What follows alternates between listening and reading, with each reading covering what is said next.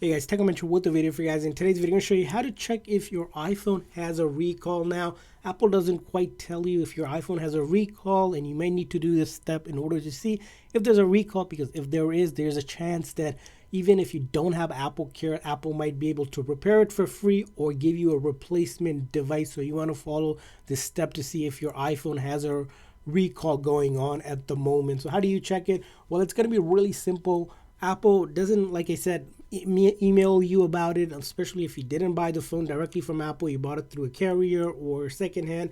You want to go yourself and check out and search for Apple Service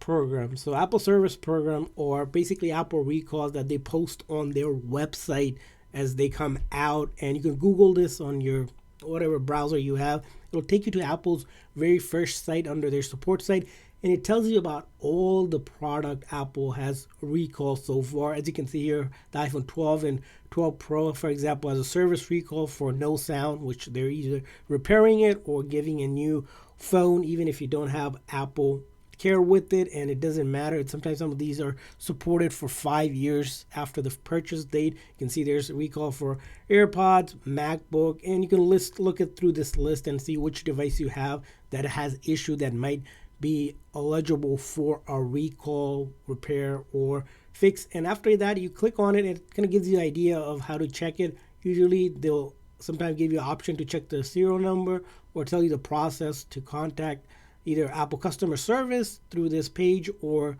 go ahead to Apple Store and they can kind of take a look at it. Sometimes you also notice here, if there's ones, sometimes with the service program, they might have like a way to put the serial number and check if you have one. So if you do, you can put your serial number. For example, for iPhone, to get the serial number, you go into settings and you go to general, about. The serial number is right here. You can copy this over and then take it from there, like copy it here and then open up your browser, right?